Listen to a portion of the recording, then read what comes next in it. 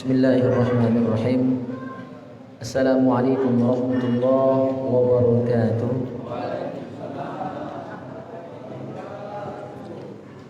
Alhamdulillah, alhamdulillahi rabbil alamin, wassalatu wassalamu ala asyrafil anbiya wal mursalin wa ala alihi wa sahbihi ajma'in, amma ba'du. Hadratul muhtaramin, para jamaah yang mulia, jamaah masjid Nurul Ikhwan Talang Kacang, semoga kita semua diberikan karunia oleh Allah Subhanahu wa taala keistiqomahan, kenikmatan dalam melaksanakan pengabdian kepadanya, dan semoga Allah karuniakan kita melalui majelis ta'lim ini, melalui cawisan rutin kita ini, Allah karuniakan kita ilmu yang manfaat, ilmu yang dapat menjadi penolong kita dunia dan akhirat, ilmu yang makin membuat kita sadar akan aib, kekurangan dan kesalahan kita, ilmu yang makin mendekatkan kita kepada Allah Subhanahu wa taala. Salawat dan salam semoga senantiasa tercurahkan ke hadirat junjungan kita Nabi Muhammad sallallahu alaihi wasallam serta keluarga, sahabat dan pengikut beliau. Jamaah yang mulia, alhamdulillah setelah 2 minggu libur Maulid Nabi, dan minggu kemarin juga masih maulid, malam nanti badal isya masih maulid juga di Ponpes Ar-Riyad Hadaiqur Rayyan. Besok maulid di Praja Sinta, dan itu jadwal maulid terakhir saya. Dan alhamdulillah insyaallah setelah itu jadwal kembali normal, kembali ke jadwal rutin majelis ta'lim. Setiap isya di 7 lokasi, badal maghrib 3, ba'dal asar 2, ba'da zuhur 1, ba'da zuhur juga ngisi PKU di Majelis Ulama Indonesia 2 hari. Itu full jadwalnya jadi ya. Jadi kembali ke jadwal normal, tapi tidak ada istirahat, masih malam itu doang. Cuma jadwal maulidnya yang berakhir. Jamaah yang mulia, terakhir kita bahas tentang sunnah membaca ta'awudz. A'udzubillahi minasyaitonirrajim sebelum kita takbiratul ihram, sebelum salat, untuk menghindarkan diri dari was-was. Kemudian sunnah juga membaca surah An-Nas sampai selesai. Jadi sudah ta'awuz, basmalah, surah An-Nas. Ini semua adalah ikhtiar kita, doa kita supaya salat kita bisa lebih khusyuk dan agar terhindar dari gangguan setan, terhindar dari was-was. Itu pun belum terjamin, ya. Lamaco tadi belum ada jaminan sholat kita bisa selamat dari godaan setan. Tapi mudah-mudahan, ya, itu bagian dari doa dan ikhtiar kita.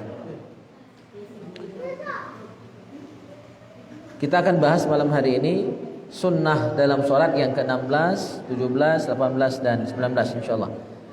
Yang ke-16, ayat fula an yasarihi biduni riqin.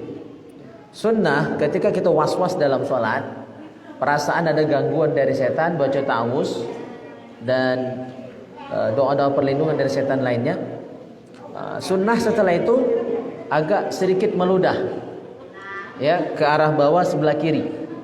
Tapi bukan meludah beneran, hanya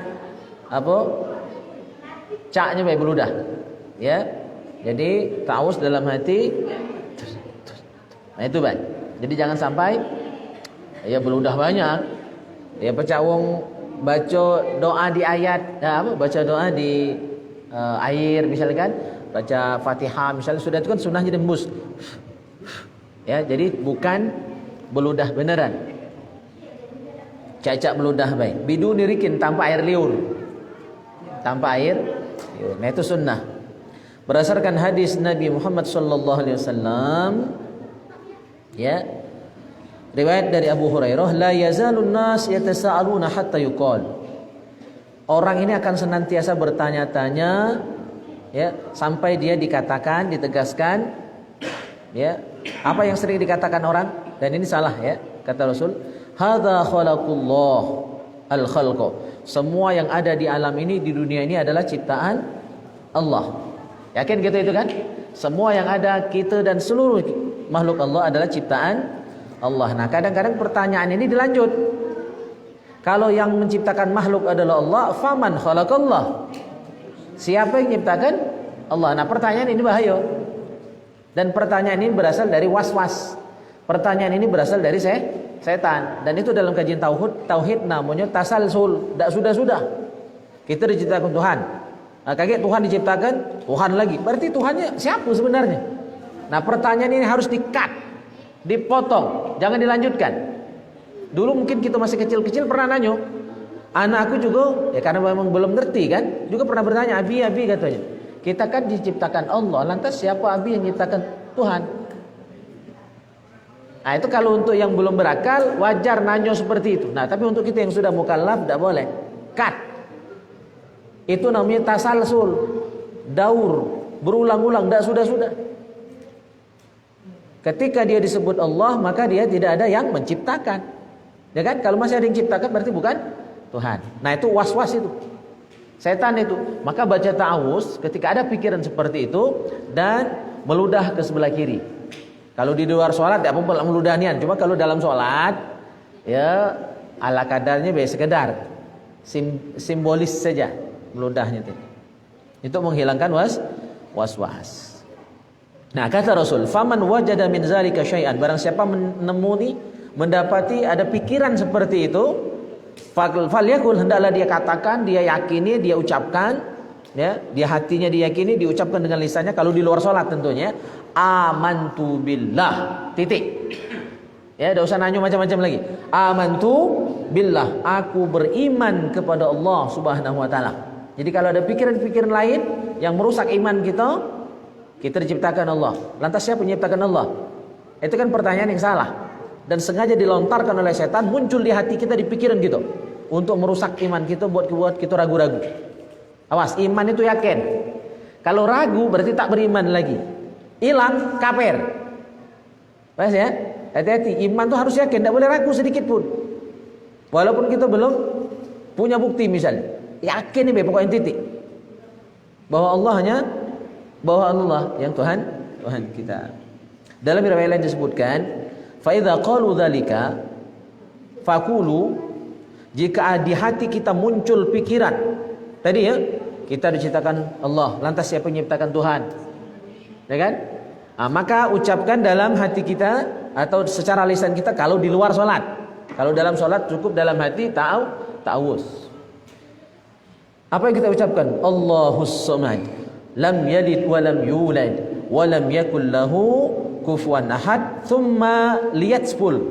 Sudah membaca tadi Allahus samad, lam yalid wa lam yulad wa lam yakul lahu kufuwan ahad, thumma liyatspul, kemudian meludah ke sebelah kiri sebanyak tiga kali. Thumma liyatspul an yasarihi thalasan, kemudian ya meludah ke sebelah kiri. Gayanya baik. Kalau dalam sholat, kalau di luar sholat tidak apa-apa nak meludah semir pergi. Ya, kalau banyak. Di luar sholat boleh meludah beneran. Tapi dalam sholat cukup ala kadarnya. Wal yasta'idz minasyaiton, dan hendaklah dia memohon perlindungan kepada Allah dari was-was, dari godaan, dari gangguan setan tadi. Ya, nah hadis ini yang menjadi dasar hukum kesunnahan. Ketika kita ada rasa was-was dalam hati ta'awuz, sudah itu meludah ke sebelah kiri. Dalam sholat pun boleh. Cuma jangan meludah niat. Ngotor yambal, marah. Udah John ribut, marah pun masjid. Ala kadarnya baik kalau dalam sholat. Ya, tidak perlu sampai mengeluarkan air ludah, air liur. Itu yang ke-16. Yang ke-18, yang ke-17. Summa yakulu, sunnah juga dalam sholat, sebelum sholat. Ini masih sunnah sebelum sholat ya, sebelum takbir. Sunnahnya summa yakul wa qur rabbi a'udzubika min hamazatis syayatin. Semua ini masih bentuk ta'awuz ini. Ya. Qul wa qur rabbi a'udzubika min hamazatis syayatin wa a'udzubika rabbi ayyahdurun. Ya, ini versi-versi lain dari ta'awuz. Yang paling ringkas, yang gampang, yang biasa kita sehari-hari itulah a'udzu billahi minasyaitonir rajim. Karena kalau nak bagus niat gabung saja seluruh yang tadi. Panjang jadi amalan sebelum takbir itu ya. Ya. Jadi sebelum takbir itu panjang amalannya. Sudah baca doa qomat, baca a'udzubillahi minasyaitonirrajim, juga baca apa kemarin? Surah An-Nas. Sudah itu baca wa qur rabbi a'udzubika min hamazati syayatin wa a'udzubika rabbi ayyahdurun. Nah, sudah itu masih ada amalan lain lagi. Itu kalau nak bagus sempurna baca gitu.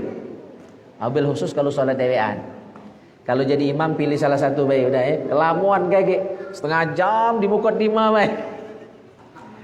Jadi harus lihat-lihat situasi dan kondisi. Kalau sholat dewean, tidak apa-apa, dipakai galau tadi, ya, gitu. Nah bacain 3 kali, lah 3 kali pula, bukan sekali. Ya baca, wa qur rabbi a'udzubika min hamazati syayatin wa a'udzubika rabbi ayyahdurun. 3 kali baca, untuk menghilangkan was. Kalau was hilang, setan tidak ganggu, insya Allah sholat kita lebih khusyuk. Yang ke-18, ayyadha'a yadahu al-yumna 'ala sadrihi 'inda ihsasihi biwaswasatin 'umuman summa yaqulu subhanal malikil khallaq al-fa'al iyasha yudhibkum wa ya'ti bi khalqin jadid wa ma dzalika 'ala Allahi bi'aziz. Lah ada amalan pula.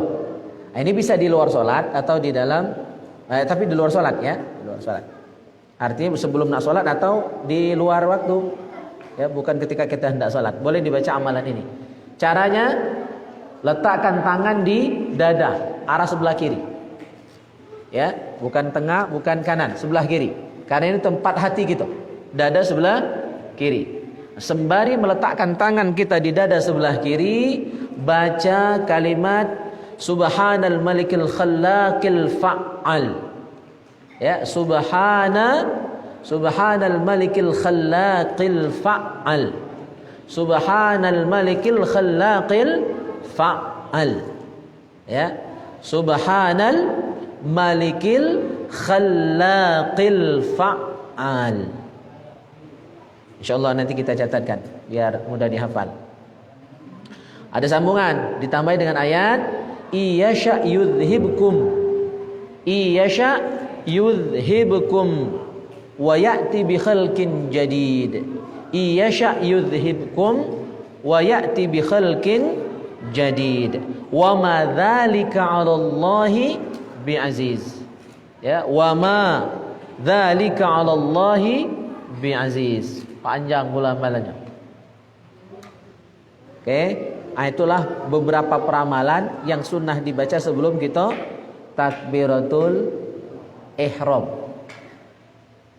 Ya, semuanya adalah ta'awuz. Doa mohon perlindungan kepada Allah dari was-was, dari gangguan setan selama kita sholat itu. Makanya sunnah dalam sholat itu setiap sebelum baca surah Fatihah, sebelum baca surah setelah Al-Fatihah itu selalu diawali ta'awuz. Sebelum Fatihah baca ta'awuz secara sir. A'udzubillahi minasyaitonirrajim, baru bismillah jahar. Nanti sudah amin baca surah Al-Kafirun misalnya, ta'awuz dulu, a'udzubillahi minasyaitonirrajim, sir, baru dikuatkan basmalah dan surahnya. Begitu setiap rakaat. Sebelum baca Fatihah, sebelum baca surah, sunnah membaca ta'awuz supaya selama sholat kita dilindungi Allah, dijaga Allah dari godaan setan yang bakal mengganggu, merusak sholat kita. Karena ada setan khusus. Setiap kita ini punya korin, ya, punya korin. Itu setan yang lahir bersama kelahiran kita. Itu ngiringkan kita kemanapun. Ada lagi setan khusus yang menggoda kita waktu wudu, yang menggoda kita waktu sholat. Itu adalah setan khusus yang ditugaskan oleh iblis, bosnya, ya, untuk buat was-was. Ketika kita nak ke masjid, apa dimunculkan di pikiran kaget be, ya, waktu sholat masih panjang. Santai baik, makan minumlah dulu, nontonlah dulu, main HP lah dulu. Itu was-was yang ditimbulkan. Maka ketika pikiran itu ada, cepat ta'awuz. Begitu kita ta'awuz, hilangkan gangguan tadi, langsung kita ke masjid. Wuduk lah kita. Dalam wuduk tadi lah diganggunya belum. Sehingga wuduk tadi tidak sudah was-was. Tadi sudah basuh ini belum, sudah basuh ini belum. Tadi lah 3 kali atau baru 2 kali, ragu-ragu. Sehingga wuduk kita tuh lama nih. Itu gangguan setan. Oke, berhasil kita, salatlah kita. Ya. Masih tidak berhenti setan dengan enggak. Lah 2 kali gagal masih digodanya. Ya, salatlah kita tepat waktu akhirnya. Dan dalam sholat tadi dia munculkan pikiran was-was gangguan. Apa ujinya? Ay sholat tuh tidak usah bagus-bagus gini, yang penting semayang. Ya, tasbih tidak usah nak baca 3 kali, 5 kali, tidak usah, sekali saja jadilah. Atau kan tasbih itu sunnah juga. Nah, jadi setan tuh ngerti hukum ya. Tasbih itu kan sunnah juga. Subhana rabbiyal a'la, subhana rabbiyal azim itu sunnah. Kalau tidak kau baca tidak apa-apa, sholat kau masih sah. Ya, itu kan cuma sunnah, tidak apa-apa, masih sah sholat. Diganggunya. Jadi sholatmu tidak usah husuk gini, ya, tidak usah apa tumak ninah nian. Yang penting sholat. Ya, lepas kewajiban jadilah. Itu gangguan setan. Masih diganggunya ketika kita sholat. Seandainya kita berhasil melewati gangguan setan tadi, sholat kita masih khusyuk, sholat kita masih tumak ninah, ya, kita masih membaca tasbih, ruku, sujud dan seluruh sunnah dan wajib dalam sholat kita kerjakan dengan sempurna, masih tidak diganggu oleh setan. Masih. Sudah selesai salam kita dimunculkannya pikiran ujub, bangga diri, ya Allah, hebatnya ibadahku malam hari ini. Ya, rasanya dekati orang yang lebih khusyuk dari sholat aku malam hari ini. Muncullah perasaan ujub, bangga, ya kan? Si anu tak semayang, tak tanggui ke aku tuh awallah haji berkali-kali semayang tidak. Kalaupun semayang tak berjamaah di masjid, ya kan? Kalaupun semayang kucingku kadang-kadang cuma jadi yang lain diremehkannya, dia merasa bangga. Ah, itu saya di setan itu. Jadi dia tidak habis pikir. Setan itu tidak hilang cara nak merusak ibadah gitu. Mulai sebelum, sedang, setelah masih diganggunya. Nah, yang paling bahaya yang terakhir tadi. Dimunculkan sifat ujub. Akulah yang paling hebat, akulah yang paling khusyuk. Kalau di imam lain diremehkannya, kalau dia itulah yang paling bagus. Dia yang paling sempurna, dia yang paling merdu bacanya. Nauzubillah, nauzubillah. Maka banyak-banyak ta'awuz untuk terhindar dari godaan setan itu. Seterusnya sampai mati itu boleh digoda oleh setan itu. Maka jangan pernah lalai. Sampai iman hilang di hati kita, dia tidak akan redam. Nah, kalau kita lah murtad, nauzubillah min zalik, itu baru dia senang, baru dia tepuk tangan. Nah, setan yang menggoda sholat kita tadi, seandainya dia gagal, sampai yang terakhir tadi, sampai ujub tadi dimunculkan, kita masih tidak ujub, kita masih tawadu, kita masih tidak sombong dengan ibadah kita tidak bangga dengan ibadah kita, justru kita bersyukur dengan ibadah tadi, ya, karena ibadah itu sebenarnya adalah hakikat syukur kita kepada Allah Subhanahu Wa Taala. Nah, ketika kita tidak sombong dengan ibadah kita, tidak ujub dengan ibadah kita, setan tadi berarti gagal menggoda kita. Apa yang terjadi dengan dia? Oleh iblis diperintahkan anak buah yang lain tangkap setan yang gagal menggoda manusia tadi. Ya, pegang kakinya, pegang tangannya, untalkan ke laut. Nah, itulah barangkali Pak Haji jadi hantu Banyu. Kalu gitu kan. Jadi hantu air dia. Itu setan yang gagal menggoda orang yang sholat. Kalau dia berhasil menggoda sholat kita, apalagi sampai kita tak semayang, atau semayang tapi muncul ujubnya, bangganya, sum'ahnya, riaknya, maka setan tadi naik pangkatnya. Ya, dari prajurit jadi kopral. Kalau yang kopral jadi jenderal, naik pangkat karena berhasil merusak sholat umat Islam. Jadi jangan pernah jangan pernah merasa aman. Banyak-banyak mohon perlindungan kepada Allah supaya Allah jaga kita, Allah lindungi kita dari was-was, godaan setan selama hidup kita, bukan cuma selama sholat, selama hidup kita. Dan siapapun tak terlepas dari godaan setan. Malahan setan dari kiai yang goda kiai lebih besar lagi. Ya, yang ada orang awam setannya level awam, yang ngoda kiai lah level kiai pula. Jadi disesuaikan. Maka kita saling doakan, ya, supaya kita aman, terlindung dari godaan setan yang terkutuk. Hanya Nabi Muhammad, ya, yang setannya itu masuk Islam, kalah, udah ya. Kalau kita ini dah kati jaminan. Kalau Nabi Muhammad setannya itu takluk di tangan beliau, masuk Islam setan. Nah, kita ini doli hari lagi yang bujang-bujang itu setannya banyaknya itu. Ya. Yang nikah juga sama. Ya. Yang bujang tapi lebih berat lagi. Nah, setannya setan itu. Ya. Baik. Ini barangkali pengantar dari kita, silakan kalau ada yang ingin didiskusikan. Allah. Ustaz Somad ada. Jawabnya beliau nanti. Ya. Jadi ketika kita sembahyang Ya, tempat sujud.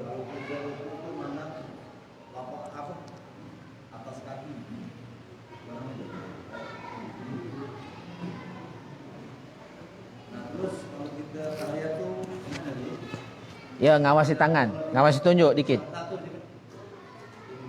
ini apa salah satu untuk itu mungkin aku hanya menganggap apa ini untuk menghindari godaan setan tadi.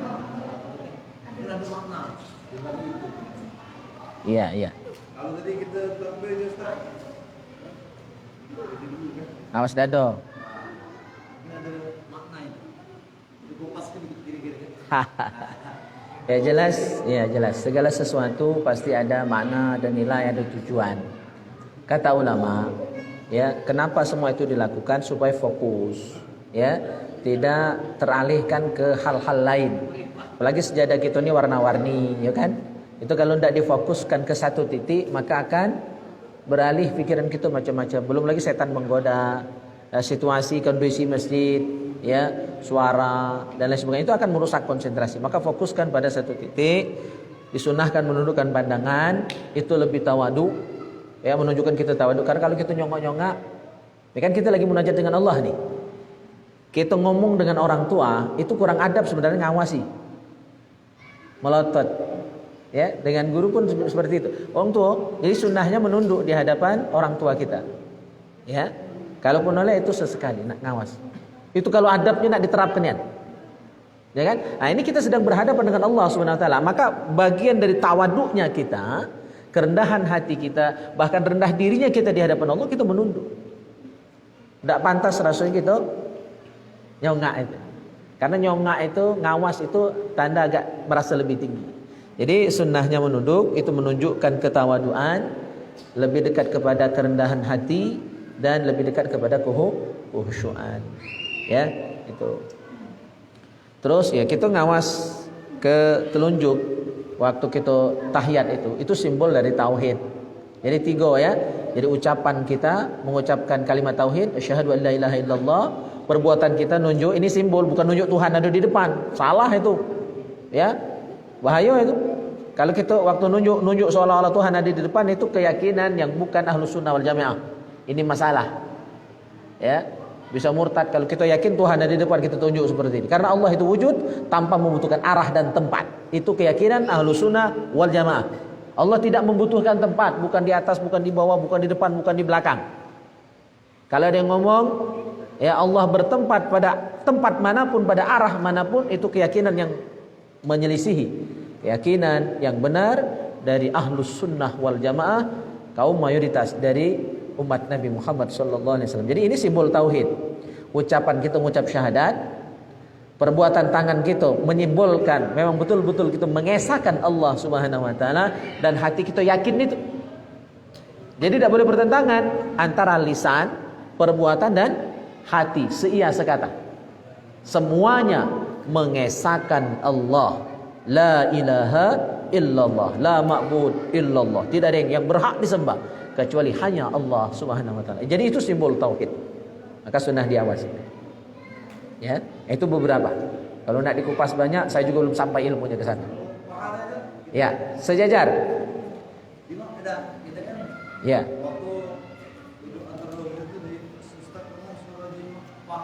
Ya. Maksudnya apa supaya kita fokus, Pak?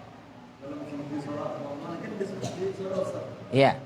Jengok paha, jangan jengok ujung, jangan bukan jengok paha ini, jengok paha ujung, artinya ya terawas juga ujung paha dan tempat sujud. Jadi situ, bukan nunduk nian, ya. Bukan nunduk nian ngawasi ini paha tengah, tapi paha ujung lutut. Maknanya apa tuh? Sama dengan yang tadi.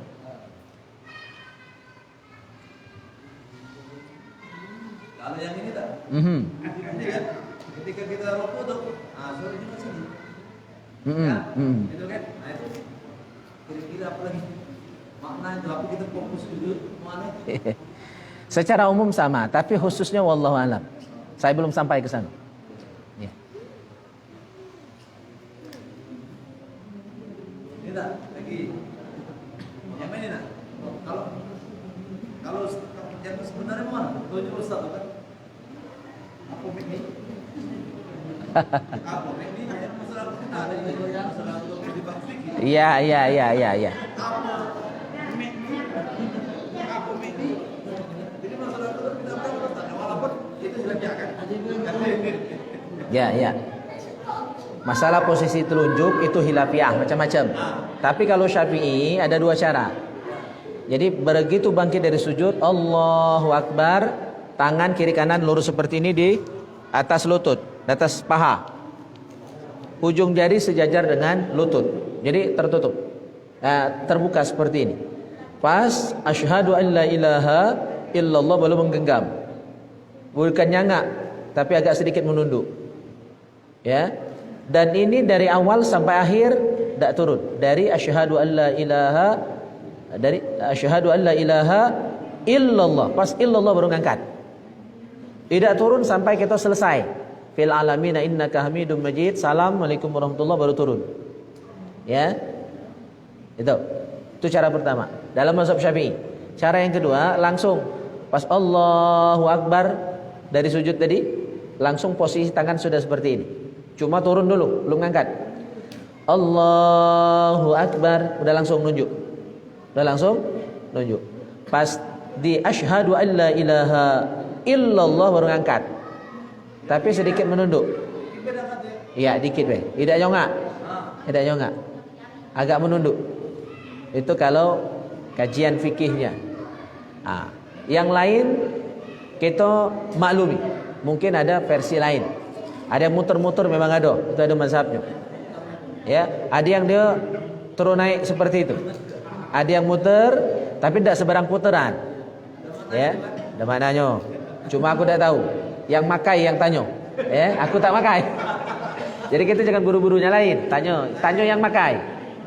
Nah, kalau dia cuma milu-miluan jangan. Harus ada ilmu dari gurunya.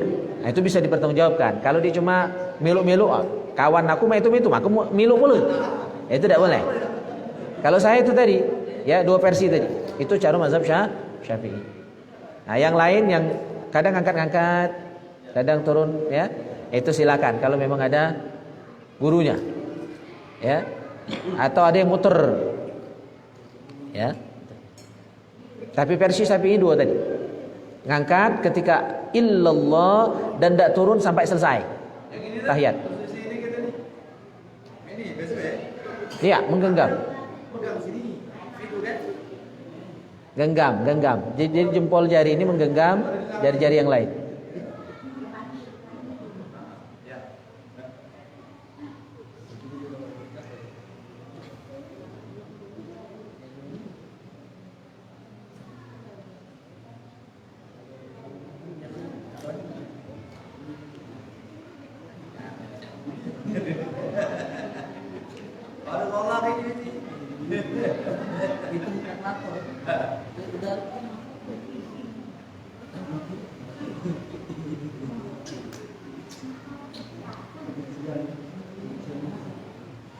Oke, ada lagi?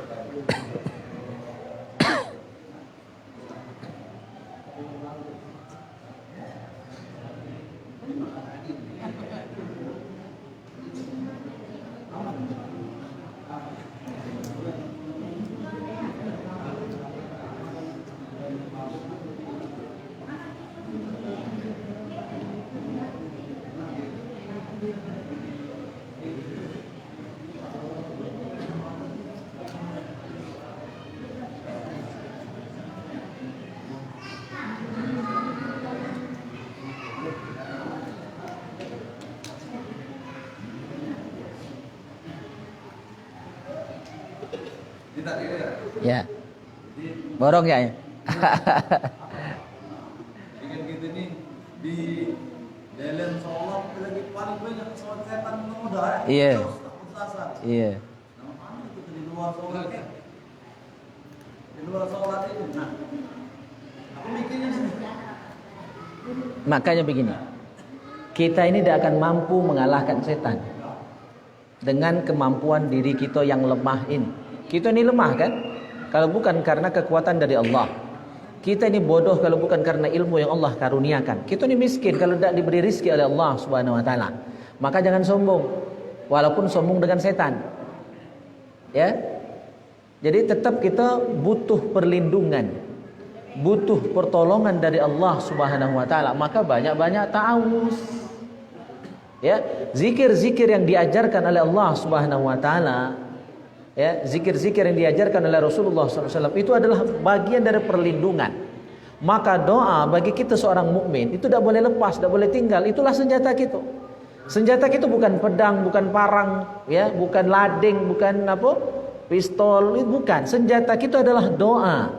Ad-du'a'u silahul mu'min. Ya, doa adalah senjata orang beriman. Senjata kita itu. Orang nak zalim kita, nak fitnah kita, lantak gelah. Itu urusan dia dengan Allah. Dia bertanggung jawab atas dosanya kepada Allah Subhanahu wa taala. Kita tidak usah balas, kita tidak usah, pokoknya berdoa kepada Allah. Nabi pun banyak berdoa, disakiti beliau tidak balas. Justru didoakan, ya Allah, dia tidak sadar, dia tidak tahu. Beri hidayah masuk Islam. Tidak dia anaknya, dan anaknya cucungnya. Itu yang terjadi dengan orang-orang Taif. Ya, ketika Rasulullah dakwah datang kepada mereka, ngajak masuk Islam, justru disambut oleh cacian, oleh lemparan batu dan kotoran-kotoran binatang. Nabi marah? Tidak. Bahkan sudah ada tawaran kan dari malaikat Jibril. Malaikat Jibril kesel itu, turun. Ya. Kata malaikat Jibril, malaikat yang menjaga gunung itulah siap nak ngangkat gunung tadi, nak nimpakan ke orang Taif. Tapi Nabi kan sabar. Walaupun pasti kesel secara manusiawi, tapi Rasulullah mampu mengendalikan emosinya. Kenapa? Beliau rahmatan lil alamin, rahmat bagi alam semesta. Sejahat apapun orang tetap umatnya. Sejahat apapun manusia tetap makhluk Allah. Nak diselamatkan. Ya, Nabi itu tidak pemarah. Jadi kalau kita pemarah atau dakwah kita marah-marah, itu rasanya agak jauh dari akhlak Rasulullah sallallahu alaihi wasallam. Fabima rahmatin minallahi linta lahum walau kunta fazzan ghalidhal qalbi lanfaddu min hawlik. Ayat ini paling senang saya baca dalam salat. Gambaran akhlak Rasulullah dalam dakwah. Dengan rahmat Allah, hai Muhammad, engkau berlaku lemah lembut, lintalahum. Jadi lintah bahasa Arabnya bagus, lemah lembut. Kalau bahasa kita tukang sedot darah, apalagi lintah darat, ya kan? Dalam bahasa Al-Quran, lintalahum itu layyin, lemah lembut, berkasih sayang. Dakwah Nabi tidak kasar. Kalaupun ada perang, itu mempertahankan diri, bela diri, bukan nantang-nantang. Sahabat masuk Islam, kapal kali, tidak. Di dakwah dulu, diserang dulu baru Nabi menyerang, bukan duluan nyerang, enggak. Was ya, hati-hati memahami perang-perang dalam Islam itu. Bukan dalam konteks Rasulullah gagah-gagah, enggak, bela diri. Ya, bela diri. Jadi dakwah Nabi luar biasa lemah lembut. Silakan kita bela Nabi yang dihina, tapi jangan sampai menunjukkan akhlak yang buruk. Jadi doa itu senjata kita. Ustaz Amril Nurmani, doa itulah. Setan sehebat apapun, iblis itu tidak akan mampu mengalahkan orang-orang yang rajin berdoa. Orang yang ikhlas. Kan itu sudah ada janji antara setan dengan Allah itu. Dia siap masuk neraka, tapi akan mengajak seluruh anak cucu Adam untuk dia gelincirkan, dia goda masuk neraka barangan dia. Tapi kata Allah, ada yang tidak pacak engkau goda. Hamba-hamba yang mukhlisin, ya, hamba-hamba yang ikhlas. Artinya yang tak ikhlas kena goda. Yang dalam dakwah, yang dalam ibadahnya tak ikhlas, tidak akan bertahan lama dan akan kena godaan. Godaan duniawi, godaan harta, pangkat, jabatan, betina termasuk. Itu akan menggoda orang-orang yang ingin istiqomah dalam dakwah dalam Islam ini. Maka kuncinya jadi pribadi yang ikhlas, dan itu berat, lemak ngomongnya baik. Terus banyak berdoa supaya bisa menjadi orang ikhlas, supaya bisa menjadi orang soleh. Jadi jangan kandalkan diri dewek ya. Sombong kita kalau ngandalkan diri dewek. Tenang bi, aku pacak melawan godaan setan. Tidak perlu minta tolong dengan Tuhan. Aku pacak dakwah, seluruh orang Banyuasin ini pacak. Aku ajak untuk masuk masjid galau. Tenang bi. Ngapa aku pinter? Aku hebat. Sekolahku tinggi. Aku alumni pondok. Aku murid kiai ini. Sombong. Ya. Siapapun kita amat berhajat kepada bantuan Allah. Maka apa kata Rasul itu? Wa'mal lillahi ta'ala biqadri hajatika ilaih. Tadi malam kita bahas ya di pengajian Mardotillah, baru diresmikan tadi malam. Hujan-hujan alhamdulillah masih semangat datang. Ya, udah Sultan hadir ya. Ustadz Ibnu berhalangan. Yang lain-lain ini Saibani, Masya Allah ya. Subhani apa Saibani? Subhani ya. Dari Bani Israel sana datang. Hujan-hujanan. Ya, ini Doli sama hari datang. Itu bukti keikhlasan. Sanggup menerpa hujan, sanggup tahan panas. Ya. Kadang-kadang dorong motor habis minyak putus rantai. Masya Allah. Itu apa? Tes dari perjuangan, tes keikhlasan. Sanggup bertahan. Ini jauh-jauh. Udah John ya, dari Sukaraja sana hujan. Ikut taklim kita dan ikut maulid Nabi nanti di Aryan, insyaallah ya. Maka jangan banggakan diri kita. Kita ini lemah. Kita lemah. Kati kekuatan apa-apa, kati kepacaan apa-apa. Minta tolonglah dengan yang maha kuat, yang maha alim. Ya, setan, jin, belis, itulah jenderalnya belis itu ya. Itu paling kuat setan. Jin itu bagian dari setan itu bagian dari itu. Jin ya. Nah, jin kafir itu namanya setan. Nah, pimpinannya iblis. Itu yang paling kuat. Itu bisa kita kalahkan kalau kita berdoa kepada Allah SWT. Jadi saya tekankan, senjata kita bukan pistol, bukan senapang senjata kita. Doa kepada Allah Subhanahu Ta'ala. Manapun orang nak jahat sama kita aman. Sebenarnya lebih mudah mengalahkan setan asli ya daripada setan pala hitam. Setan pala hitam itu manusia tapi berhati iblis. Kalau setan yang dari bangsa jin gampang mengalahkannya, cukup baca bismillah hancur. Dalam kitab Lubabul Hadis ada hadis Rasulullah SAW, man qala bismillahirrahmanirrahim dzaba syaitan kama yadubur rasasu 'alan nar. Ketika kita baca basmalah dengan hati yang ikhlas, berharap bantuan Allah, bismillahirrahmanirrahim itu akan menghancurkan setan. Setan jadi mencair. Sebagaimana timah dipanaskan di atas api. Pak Yudi ya, cair, hancur dia. Itu setan asli. Gampang ngalahkan setan. Makanya gitu banyak-banyak tawus. Nah yang bahaya ini setan pala hitam. Kalau uji orang cangkring, ye kami dulu, kelam nyatu. Kelam nyatu itu badan manusia, hatinya setan. Ini yang bahaya. Dan dia bisa berwujud orang alim. Dia bisa berwujud penceramah. Dia bisa berwujud khotib. Dia bisa berwujud orang yang hafal Quran. Makanya Nabi ngomong di akhir zaman akan ada orang-orang yang hafal Quran, tapi Al-Quran hanya di lidahnya saja, tidak lewat dari tenggorokan. Dan mereka hilang imannya sebagaimana anak panah meninggalkan busurnya. Nauzubillah. Itu setan pala hitam. Maka kita berlindung kepada Allah, jangan termasuk rombongan itu. Orang-orang Khawarij yang membunuh Ali bin Abi Thalib itu hafal Quran, Ibnu Muljam itu hafal Quran, tapi punya faham yang ekstrim. Di luar golongan dia salah, sesat, yang benar cuma dia. Ali bin Abi Thalib mantu Nabi, sahabat Nabi, misan Nabi, dikatakan kafir, dibunuh tuh oleh dianggap kafir oleh orang-orang Khawarij. Dan yang bunuh ini orang Islam juga, rajin ibadah, keningnya hitam-hitam. Orang Khawarij. Maka aku ngeri nak hitam ke kening kaki termasuk rombongan itu. Sahabat Nabi dulu malu kalau kening hitam. Malu sahabat Nabi dulu. Nah, rombongan Khawarij itu, mohon maaf ya, kalau memang keningnya agak muda itu lain. Ini memang sengaja. Ada digasak kenyanian kan? Salah paham dengan ayat min athari sujud, bekas sujud. Bekas sujud itu bukan di kening. Bekas sujud itu adalah di akhlak sehari-hari. Rajin sembahyang, rajin ngaji, hafal Quran, muncul dalam akhlaknya sehari-hari. Orangnya baik, orangnya rajin, ya, ngomongnya lemah lembut. Di situ bekas sujud tuh di situ, di akhlak, bukan di fisik. Bukan di fisik. Berjubah tidak menjamin. Makai sal tidak menjamin. Sarjana agama juga tidak menjamin.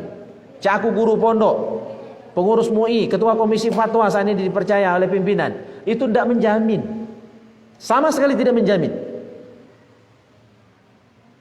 Ya, maka kita saling doakan.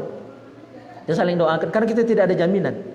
Kita saling doakan supaya apapun kita, siapapun kita, apapun gawe kita, ya, semoga sama-sama dilindungi Allah Subhanahu wa taala dari ketergelinciran, kesalahan, ya, godaan setan, dan kita berharap kepada Allah Subhanahu wa taala sampai akhir hayat kita iman tetap ada di dalam hati kita sehingga kita layak dan pantas mendapat ampunan, ridho, rahmat Allah Subhanahu wa taala. Baik, ada lagi? Ya udah. Waalaikumsalam. Ini pertanyaan masalah sholat ya Ustaz. Pertanyaannya mangga apliknya. Yang pertama masalah sholat ini, yang pertama memutuskan marifat, yang kedua fanafulah. Mana yang terbaik, marifat atau fanafulah? Mana cara untuk melaksanakannya? Marifat itu bisa jalan, fanafulah itu bisa berjalan. Iya. Masya Allah, itu sudah makna hakikat yang ditanyakan, dan itu sudah tingkat tinggi. Jadi dalam sholat itu hakikatnya ada dua ibadah, ya, ibadah lahir, ibadah batin. Ibadah lahir itu kita berdiri, berbacaan, Fatihah dan seterusnya, ya, ruku, i'tidal, sujud, duduk, itu ibadah lahir. Dan itu harus benar secara hukum. Bahasan yang membahas ini fikih yang kita bahas saat ini. Asal benar secara hukum, tata caranya sesuai dengan aturan syariat, fikih, maka sah secara lahir. Nah, urusan batinnya itu yang tadi udah John tanyakan. Ada ma'rifat, ada kesadaran bahwa kita sedang menyembah Allah.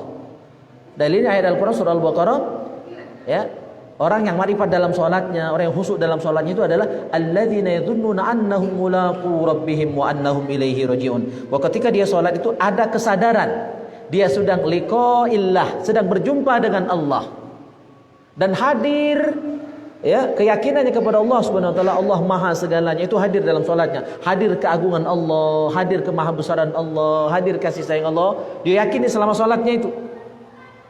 Ya, ketika nyebut Allahu Akbar, Allah maha besar, betul-betul dia membesarkan Allah dalam hatinya, sehingga yang lain dia kecilkan, urusan gawean dia kecilkan, pekerjaan, utangnya kecil, yang besar hanya Allah. Sehingga dakati yang lain yang besar kecuali hanya Allah. Allahu Akbar, muncul keyakinan itu, dan alladzina yazunnuna annahum mulaqu rabbihim. Terus ada kehadiran, ada muncul keyakinan alladzina yazunnuna annahum mulaqu rabbihim wa annahum ilaihi raji'un, bahwa dia sedang kembali kepada Allah. Maka salat itu adalah mi'rajul mukmin, mi'rajnya, naiknya keyakinan, kesadaran seorang mukmin bahwa hanya Allah yang dia sembah, ya. Muncul kesadaran itu, dan sehingga fana filahnya muncul. Jadi makrifat dulu dah, karena kenal maka bisa fana. Fana itu artinya melenyapkan segala ego di diri kita, apapun yang kita miliki, dekati apa-apanya, ya, yang ada hanya Allah. Harta dak kati, ilmu dak kati, seluruh dak kati kita ni. Tak akan ada kesombongan orang yang sudah ma'rifatullah dan fana fillah. Yang ada hanya kuasa Allah, ilmu Allah, ya, rahman rahimnya Allah. Dia tak memandang dirinya sebagai apa-apa, tak kati kecil. Malah tidak ada sama sekali dia ini. Karena dia hanyalah mazhar, hanya penampakan dari kuasa Allah Subhanahu wa taala. Hakikat dia cuma bayangan. Bayangan itu tak kati, kalau tak kati zat. Ini kajian sudah tingkat tinggi, ya. Tapi insya Allah lambat laun, ya, sedikit-sedikit kita buka kesadaran. Nah, ini akan dibahas khusus dalam kajian tauhid. Tapi ketika muncul keyakinan di hati kita, kita bukan siapa-siapa. Ya, kita ini lemah, kita ini bodoh, kita ini miskin. Kalau bukan karena karunia Allah, rizki Allah, itu berarti sudah ada, hal yang fana fillah tadi. Ya, kita merasa bukan siapa-siapa. Hanya Allah yang maha segalanya. Baik, barangkali ini saja taklim kita, cawisan kita malam hari ini. Sekaligus juga kami mengundang yang ada waktu, ada kesempatan malam hari ini ba'dal isya, mungkin kami tak lama-lama udah ya akan Maulid Nabi di Ponpes Aryad Hadaiqur Royan. Sebenarnya saya malu untuk berbicara di sana, cuma karena Habib berkali-kali mengirim utusan ke rumah. Walaupun utusannya tak pernah ketemu sama saya, ya, tapi sama istri karena hanya melalui WA. Tapi saya sangat bangga dengan undangan beliau, walaupun merasa tidak pantas berbicara di forum zuriyah Rasulullah sallallahu alaihi wasallam. Tapi kita hadir dulu. Pokoknya apa yang terjadi saya rada-rada ragu. Kalau ceramah di depan pejabat, Kak Amril biasa baik. Ya, tapi ceramah di depan kiai, apalagi ini di habaib, itu dua keutamaan yang berbeda. Beliau habaib zuriyah Rasulullah, dan yang kedua adalah beliau ulama. Jadi ada dua kemuliaan yang dimiliki oleh Habib Zain bin Abdullah itu, ya.